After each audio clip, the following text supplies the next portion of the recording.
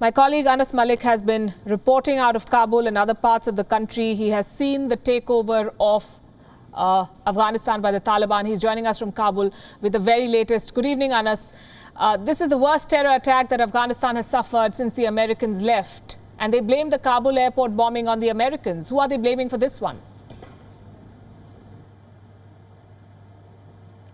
Well, the Taliban are blaming the IS informally. We're yet to see a formal statement coming in from the top leadership, Palki, on this heinous terror attack that took place on the Shia Hazaras in Kunduz province, in Kunduz city itself, at an Imam Barga. Just before I went for this live shot, I spoke to Matiullah Rouhani, who is the head of Taliban's Information and Cultural Commission in Kunduz, and he has confirmed that at least 60 people are dead, whereas 149 are injured.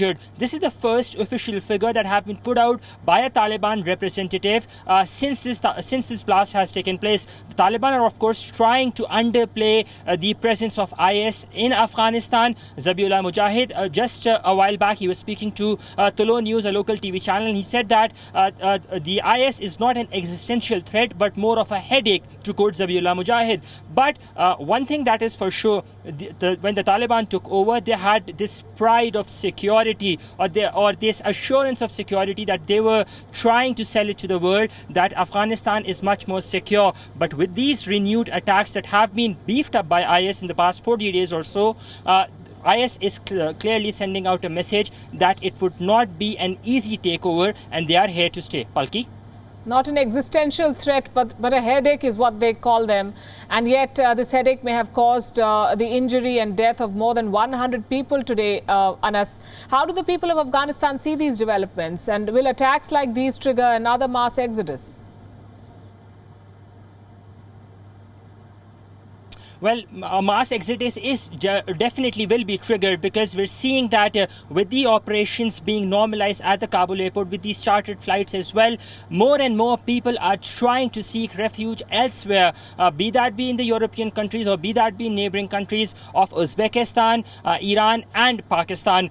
In Kabul, if I talk to you about, because today was a Friday, and Friday we usually see that the country is, it's a holiday in the country, it's a weekend in the country, but there were beefed up security measures. But it is a little too late, given that the Taliban have been claiming to ensure that that Afghanistan is much more secure. But as you had said, and we've been seeing that over the past 40 days, we're nearing almost 2 months since the Taliban took over the capital city of Kabul, in fact the whole country. And in the past 40 days, we've seen these renewed attacks. They started from the east in Nangarhar, in Jalalabad. It went further down east to Kunar, came towards the center, and even in the capital city of Kabul, and now it's gone towards northeast in Kunduz. It's targeting the Hazara Shia community, the Shia minority. So by and large, that sense of insecurity that was already there when the Taliban had taken over in Kabul, within the residents, that has increased. That sense of uneasy calm, that has increased,